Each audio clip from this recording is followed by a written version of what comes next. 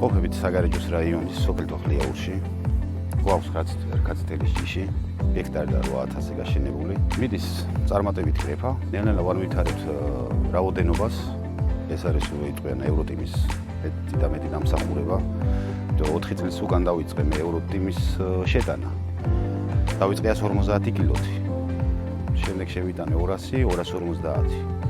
და შედეგი მაჩვენა კარგი. ლევანდელი წლის მოსავლით კარგი შედეგი მაქვს, სადღაც ველოდები 50 ტონამდე. გამოვარჩევს იმით, რომ არის წვავე ოპერაციები, რასაც ვაკეთებ ვენახში. ანაბრათას დის ყლორტის რაოდენობას, აი რომ შეიტანო სიტყვაზე გვარჯილა, რასაც კი აზოტი რომ შეიტანო რა. ძნელი არის გამოყვანა ვენახის. აი ძალიან ძნელია, მაგ დროს მუშახელი ჭირს. ეს რო იტყვიან დიდ ფოთოლსიზდის და ვერ აქცევ ისე ყურადღებას, რო იტყვიან იმ რამოდენიმე დღეში ვერ აკეთებ ისე რა. და მაგ დროს შეიძლება რომ გაფუჭდეს, ანუ ჩვენ ვეძახით გაიპარა ვენახი რა ეს მოსდის რა. ხმოიარობის კუთხით კვირთა რაოდენობა უფრო მეტი გამოვიდა შედარებით. მე ახლა აზოტი მაგ ნახმარი ძალიან ადრე რა. მის შემდეგ ის არ შემიტანე და არ შევიტან არასდროს რა. იმიტომ რომ ქასაპოებს ის აზოტი. მომეწონა ძალიან ეს ევროტიმი.